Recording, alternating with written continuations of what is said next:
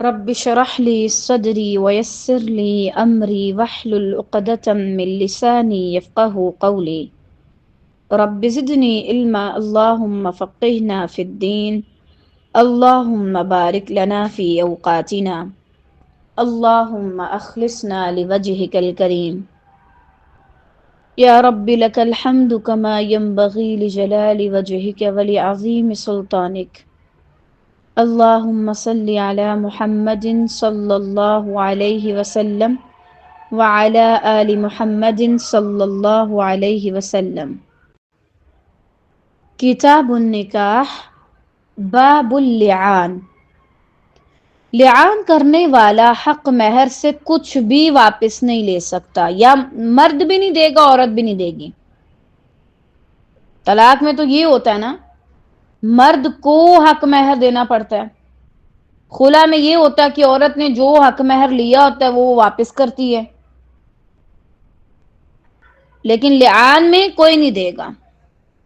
وعنہ، اور انہی سے روایت ہے رضی اللہ تعالی عنہ یعنی ابن عمر، ان بے شک رسول اللہ صلی اللہ علیہ وسلم نے قال فرمایا، للمتلاعنین، دو لعان کرنے والوں سے، حسابکما، تم دونوں کا حساب، علی اللہ، اللہ تعالیٰ پر ہے، احدکما، تم میں سے ایک تو ضرور کاذب، جھوٹا ہے، لا سبیل لک علیہا، اب کہا کہ لا سبیل، نہیں کوئی واسطہ، لک تجھے، علیہا، اس عورت سے، یعنی نبی صلی اللہ علیہ وسلم نے کہا کہ ٹھیک ہے تم دونوں نے لعان تو کر لیا، ایک دوسرے پہ لعنت کر دی اور کہا کہ ہم سچے ہیں اور یہ جھوٹا ہے، تو پھر اب اس کے بعد تم میں سے ایک بندہ تو لازماً جھوٹ بول رہا ہے، اور وہ جھوٹا کون ہے یہ اللہ ہی جانتا ہے، لیکن بہرحال مرد سے کہا کہ اب یہ عورت تمہارے ساتھ نہیں رہ سکتی، اب تمہیں اس سے کیا ہی واسطہ؟ قال، فرمایا، یا رسول اللہ صلی اللہ علیہ وسلم، اے رسول اللہ صلی اللہ علیہ وسلم، مالی، میرے مال کا کیا ہے، یعنی میں نے جو اسے مال دیا اس کا کیا؟ فقال، تو فرمایا، ان کنت صدقت علیہا، اگر تو نے اس صورت پر سچ بولا، فہوا، تو یہ بما، اس وجہ سے ہے، استحللت من فرجہا، جو تم نے اس کی شرمگاہ کو اپنے اوپر حلال کیا،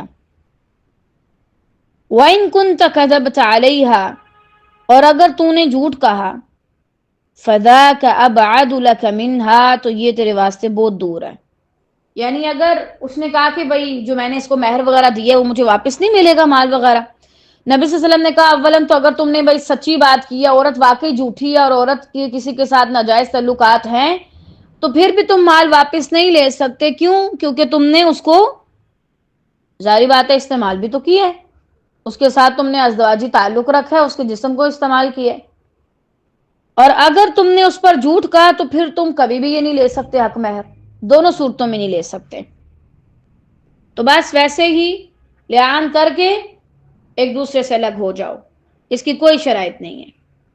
وعن انس رضی اللہ تعالی عنہ سے روایت ہے، ان بے شک النبی، نبی صلی اللہ علیہ وسلم نے، قال، فرمایا، ابصروہا، اس عورت کو دیکھتے رہو، اس سے یہ مطلب نہیں ہے کہ معاذ اللہ اس عورت کی طرف دیکھتے رہو، یعنی اس معاملے کی طرف دیکھو کہ یہ بچہ کیسا جنتی ہے، فَإِن جَاءَتْ، پھر اگر وہ لائے بھی ہی ایسا بچہ، اب یبا، جو سفید رنگ کا ہے، سبطن، پورے قد والا، فَهُوَ لِزَوْجِهَا، تو یہ اس کے خاوند کے، وَإِن جَاءَتْ بِهِ، اور اگر وہ لائے اپنے ساتھ ایسا بچہ، اکحل جعدن، سرمئی آنکھ والا، ناٹے قد کا، فَهُوَ لِلَّذِي رَمَاهَا بِهِ، تو یہ اس کا ہے جس کے متعلق مرد نے اس پر تہمت لگائی۔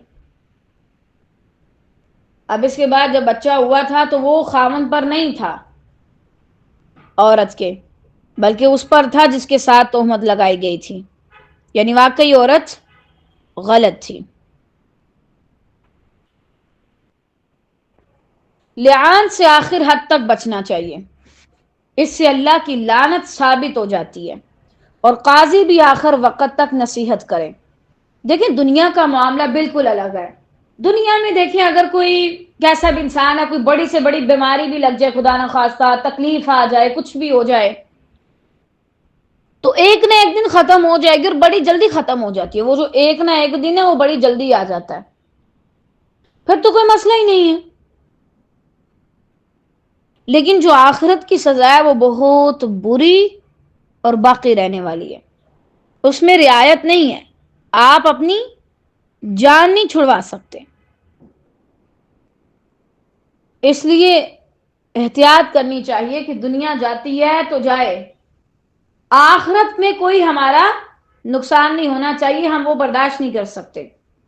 وعن ابن عباس رضی اللہ تعالی عنہما سے روایت ہے، ان بے شک رسول اللہ صلی اللہ علیہ وسلم نے امارا حکم دیا رجلا ایک آدمی کو، ان یضع یہ کہ وہ رکھ دے یدہ اپنا ہاتھ عند الخامسۃ علی فیہ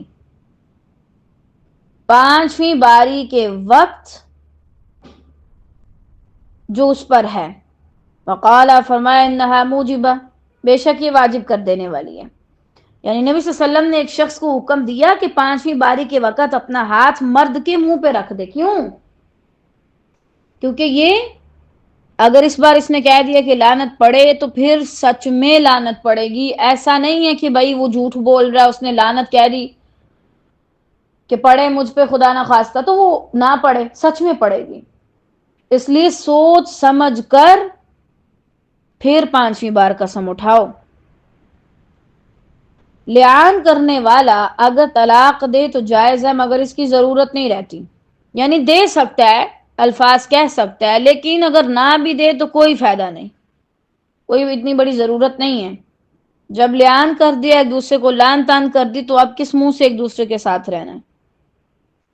وعن سہل بن سعد رضی اللہ تعالی عنہ سے روایت ہے، فی قصتی اس شخص کے بارے میں کہتے ہیں، المتلاعنین جن دونوں نے ایک دوسرے پر لعنت کی، قال کہنے لگے، فلما تو جب فرغا وہ فارغ ہوئے، من تلاعنہما اپنے لعان کرنے سے، قال تو مرد نے کہا، کذبت علیہا میں نے عورت کے متعلق جھوٹ کہا ہے، یا رسول اللہ صلی اللہ علیہ وسلم، ان امسکتها اگر میں اس کو رکھوں تو،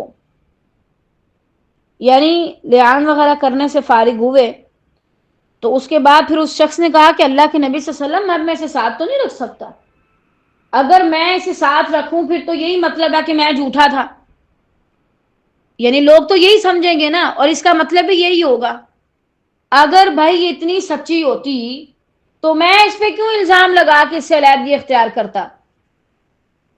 یقیناً اس کے اندر یہ عیب ہے تو میں اب اس کے ساتھ نہیں رہ سکتا، اگر رہوں تو لوگ کہیں گے کہ شاید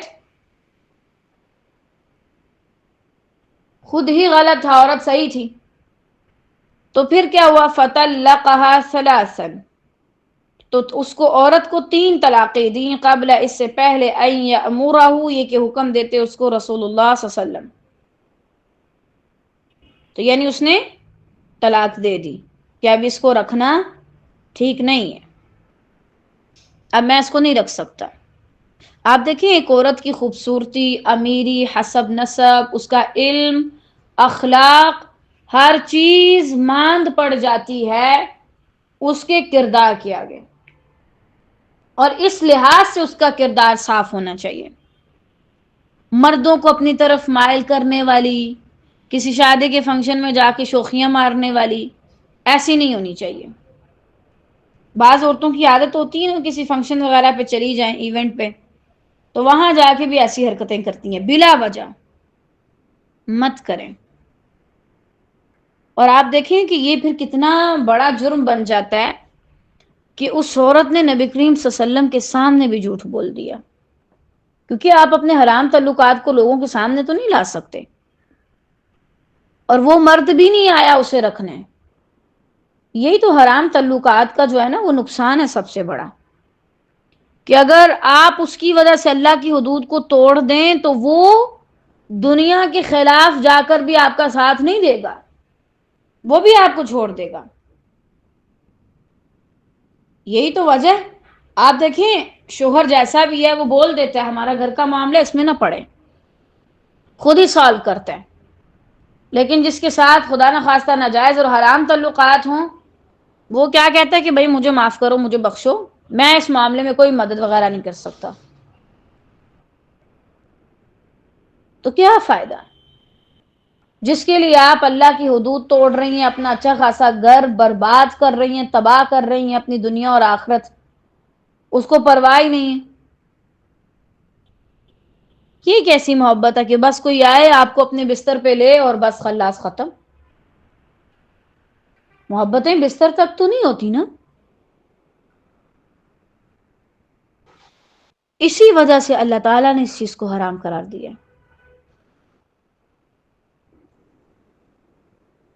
لعان یا طلاق کے لیے اسباب حقیقی اور واقعی ہونے چاہیے. یہ نہیں کہ میں شک کی بنیاد پہ آپ کہیں کہ میں لعن طعن شروع کر دوں معاذ اللہ. مثلا آپ کی عورت کے بارے میں آپ کو شک ہے، مجھے لگتا ہے کہ یہ نہ کسی غیر مرد سے بات کرتی ہے. مرد کو یہ شک ہے کہ میری عورت کسی غیر مرد سے بات کرتی ہے، حالانکہ ایسا نہیں ہے. لیکن اس شک کی بنیاد پہ اس نے قسم اٹھا کے کہنا شروع کر دینا نہیں میں نے اس کو خود دیکھا، اور ویسا معاملہ ہونا. اور اسی طرح عورتوں کو بھی شک نہیں کرنا چاہیے کہ یہ بھائی مرد اتنا ہنس ہنس کی کس سے بات کر رہا ہے. اگر حتیٰ کہ وہ رات کے 12 1 2 بجے بھی بات کر رہا ہے کسی سے، 2 1 بجے تک نہیں، 2 1 بجے بھی، یعنی ایمرجنسی میں کوئی کال آ جائے یا آپ دیکھ رہی ہیں کہ 5 منٹ سے کسی سے بات کر رہا ہے، تو پہلے پوچھ لیں کون ہے. محض شک و شبہات کی بنیاد پہ اپنے رشتوں کو خراب مت کریں.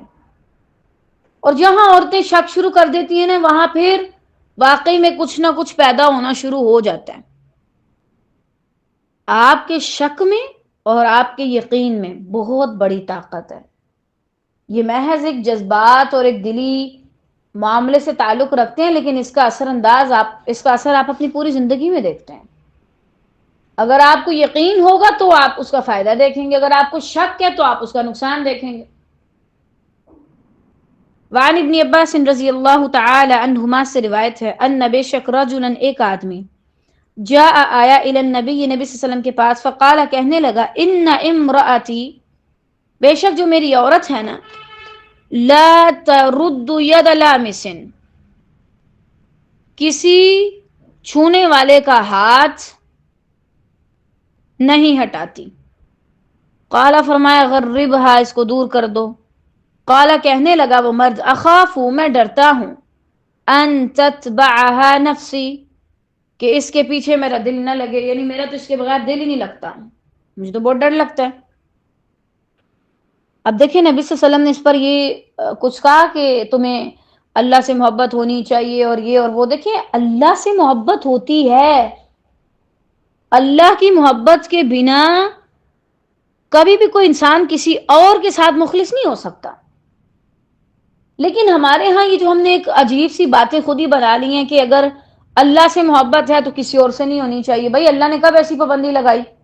اللہ نے تو کہا اگر میرے لیے کرو گے تو اپنے عرش کا سایہ دوں گا، اور یہ اللہ تعالیٰ چھوٹی بات پہ نہیں کہہ سکتے. اٹس مین یہ بہت بڑی بات ہے. شرک نہ کرو، لیکن یہ بھی نہیں کہ اب تم کو اچھا میں اپنے شوہر سے پیار نہیں کرتی، شوہر کے میں اپنی بیوی سے پیار نہیں کرتا، تو بھائی کرو نا. ہونی چاہیے آپ کے دلوں میں ایک دوسرے کے لیے مودت اور رحمت. اور خاص طور سے جائز رشتے میں. اور اگر بالفرض آپ کا اللہ کے ساتھ تعلق ہے تو اس کا یہ مطلب نہیں کہ آپ کو انسان سے فرق نہیں پڑے گا، آپ کو پڑے گا. آدم علیہ السلام اتنے قریب تھے اللہ تعالیٰ کے، جنت میں تھے، کیسے اللہ نے محبت سے بنایا اور وہ وہاں رہتے تھے. پھر بھی انہیں کمی محسوس ہوئی تو اللہ نے ان کے لیے ہوا بنا دی علیہ السلام. ہم سب کو ضرورت ہوتی ہے، ہم یہ نہیں کہہ سکتے کہ اپنے رشتوں میں نہ ڈر بن جائیں، بھائی کسی سے فرق ہی نہیں پڑتا، ایسی ایفیشینٹیاں مارنے کی کوئی ضرورت نہیں. قال کہنے لگے فاستمتع بها، تو اس سے فائدہ لے لو، یعنی پھر اسے نہ چھوڑو. رواہ ابو داود والترمذی والبزار ورجاله ثقات واخرجه النسائی من وجہ آخر عن ابن عباس رضی اللہ تعالی عنہما بلفظ قال طلقها. آپ صلی اللہ علیہ وسلم نے فرمایا اسے طلاق دے دو.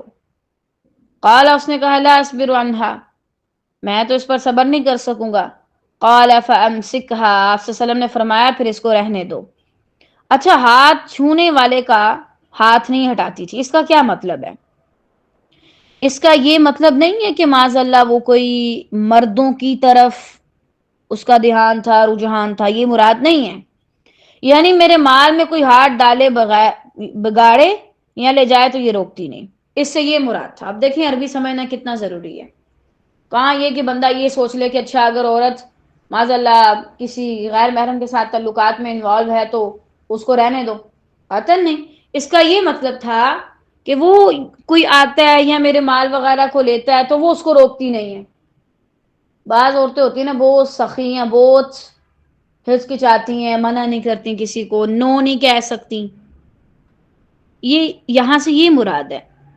یہ مراد نہیں ہے کہ وہ کوئی خدا نخواستہ غلط تعلقات میں تھی. ٹھیک ہے. اور ایک اس کا یہ بھی معنی ہو سکتا ہے کہ اپنے پرائے سے نفرت نہیں رکھتی، بات چیت آنے جانے ملنے جلنے سے پرہیز نہیں کرتی، لیکن حرام تعلقات میں نہیں ہے اور نہ ہی اس کا کوئی ایسا رجحان ہے. تو پھر نبی صلی اللہ علیہ وسلم نے کہا کہ ٹھیک ہے اس کی اصلاح کر دو اور اس کے ساتھ ہی رہو. اتنی چھوٹی چھوٹی بات پر تو نہیں کر سکتے، اور محض شک و شبہات کی بنیاد پہ. اور محض اگر دل میں کوئی بات آ گئی، اچھا یہ اگر کسی کو دے رہی ہے مال تو کیوں دے رہی ہے، ضرور اس کا کوئی نہ کوئی خدا نخواستہ چکر ہوگا. تو اس طرح کی باتیں نہیں کرنی چاہیے، زیب بھی نہیں دیتی. آج کے لیے اتنا ہی کافی ہے، باقی انشاءاللہ خیر سے ہم کل پڑھیں گے. بارک اللہ فیک.